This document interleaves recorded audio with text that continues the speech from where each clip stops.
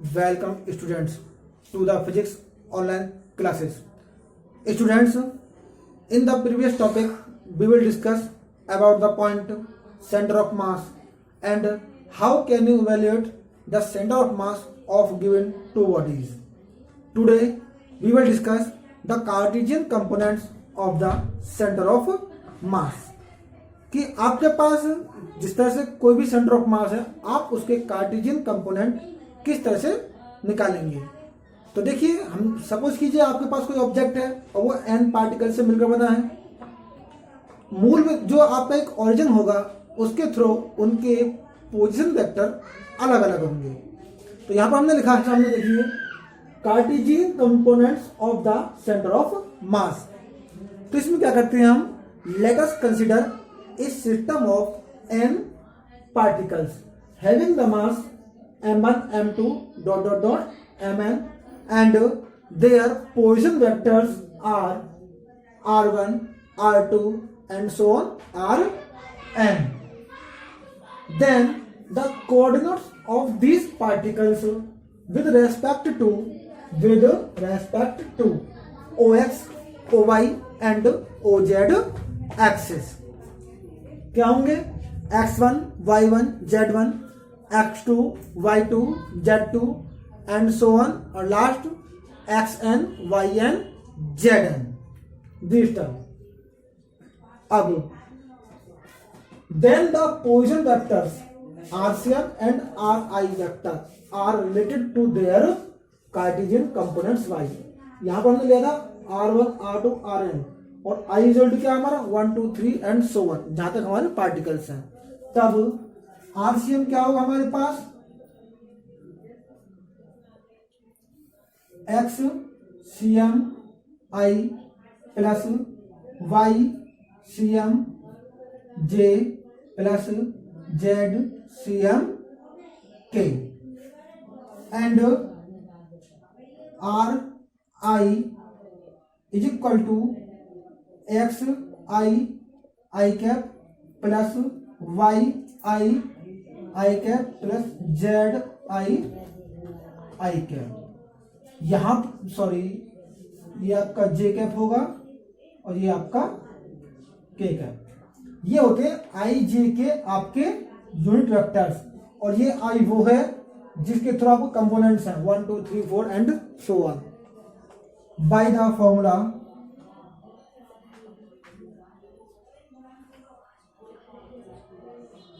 आपके पास एक फॉर्मूला भी है, RCM is equal to 1/m summation i is equal to 1 to i is equal to n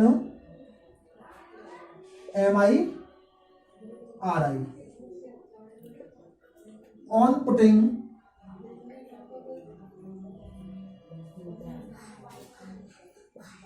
the value of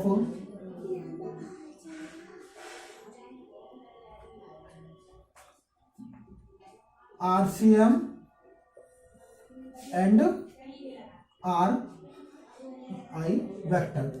अब हम लोग क्या करेंगे, इस RCM और RI की वैल्यू यहां पर रख देंगे। तो मैं लिखा on putting the value of RCM and RI। तो देखिए क्या मिलेगा हमें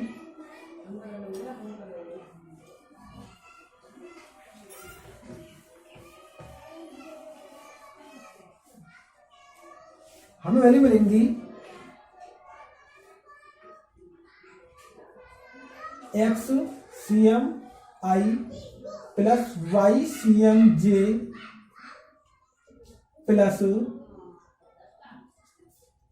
Z c m k is equal to 1/m summation i is equal to 1 to i is equal to n m i x i y i j plus z i k. On comparing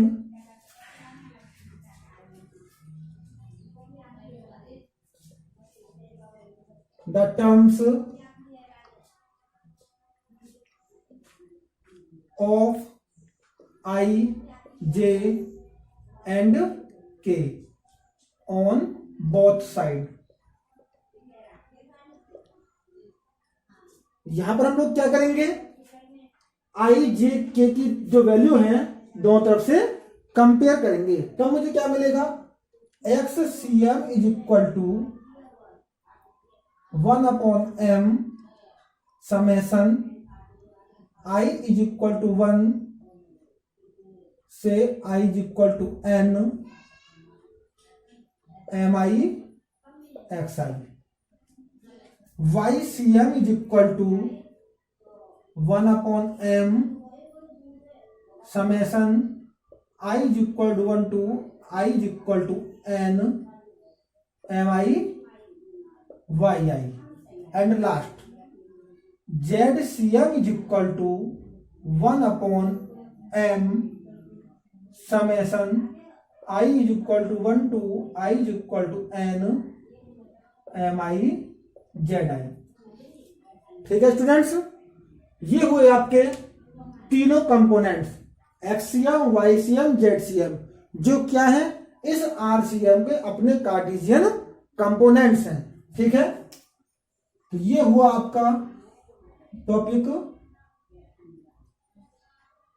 Cartesian components of the centre of mass. ठीक है, तो आपके ये तीन Cartesian components आए, clear. Next आपका अगला topic है centre of mass of a rigid body.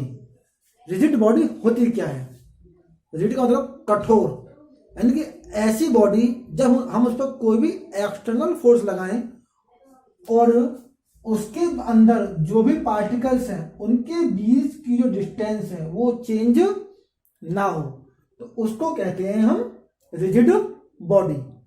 ये बॉडी टूट तो जाएगी लेकिन इसके जो पार्टिकल्स हैं वो दूर दूर नहीं होंगे। ठीक है, तो इसी को बोलते हैं रिजिड बॉडी। तो डेफिनेशन है, a body is said to be rigid if there is no change in the shape of the body by applying external forces. अगर उस बॉडी पर कोई भी एक्सटर्नल फोर्सेस लगाए जाएं तब उस बॉडी के अंदर जो पार्टिकल्स हैं उनके बीच की जो डिस्टेंस है वो कोई भी चेंज नहीं होती और ना ही उस बॉडी की शेप में कोई चेंज आता है। सपोज कीजिए आपने पत्थर लिया, आपने उसको दो टुकड़े कर दिए, जो टुकड़े हुए उनको तो आप पत्थर ही कहेंगे, ठीक है ना, यानी कि उनकी शेप में कोई चेंज नहीं होगा। Then the